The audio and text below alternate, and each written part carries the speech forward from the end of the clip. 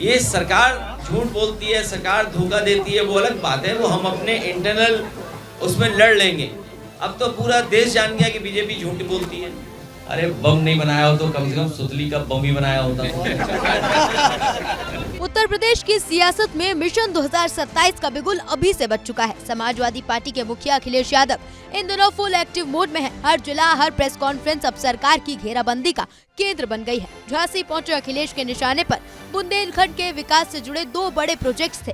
Defence corridor और NH dam को लेकर उन्होंने सरकार की कार्यप्रणाली पर गंभीर सवाल खड़े किए और पत्रकारों के सामने मुख्यमंत्री योगी आदित्यनाथ पर सियासी आरोपों का सुतली बम फोड़ दिया। क्या कहा, उन्हीं की जुबानी सुनिए। कोई इन्वेस्टमेंट आया हो तो बताओ।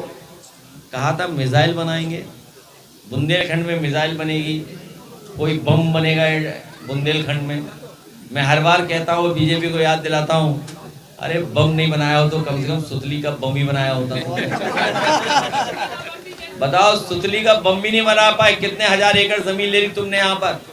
कहा कि डिफेंस कॉरिडोर बनाएंगे, लोगों ने जमीन ले ली, उद्योगपतियों को जमीन दे दी किसको पता ही नहीं। कहीं अगर बाउंड्री वॉल भी थोड़ी बहुत बनी हो तो बताइए। सुना आपने, अखिलेश यादव बोले कि कहा था बुंदेलखंड में मिसाइल बनेगी, कोई बम बनेगा। अरे बम नहीं बनाया तो कम से कम सुतली का बम ही बनाया होता। खैर, कन्नौज सांसद का हमला सिर्फ बुंदेलखंड तक सीमित नहीं रहा। गोरखपुर में मरीजों की आंखों के साथ हुई लापरवाही पर अखिलेश ने सीधा प्रहार किया। बोले वो गोरखपुर नहीं है, वहाँ पर गोरख धंधा चल रहा है। 19 लोगों की सुना आंख चली गई। वहाँ 19 लोगों की आंख चली गई। ये गोरखपुर है, सोचो आप।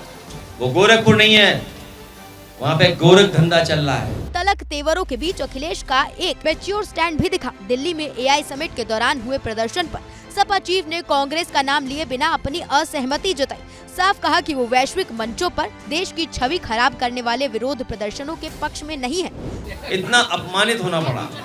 अभी कार्टून मैंने एक देखा जिसमें ये रोबोट है जो वो हमारे मेक इन इंडिया के शेर को दौड़ा रहा है।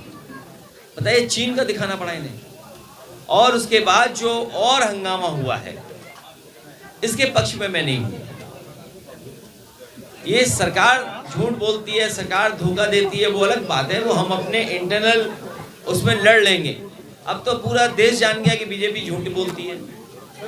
तो उस तरह का प्रदर्शन नहीं करना चाहिए था जिससे फॉरेन डेलीगेट्स और फॉरेन कंट्री के सामने हमारी आपके देश का अपमान होता। साफ है कि अखिलेश यादव अब सिर्फ विरोध के लिए विरोध नहीं कर रहे, बल्कि खुद को एक बड़े नेशनल लीडर के तौर पर पेश कर रहे हैं, जो घर में लड़ता तो है लेकिन बाहर देश की साख पर आंच नहीं आने देना चाहता।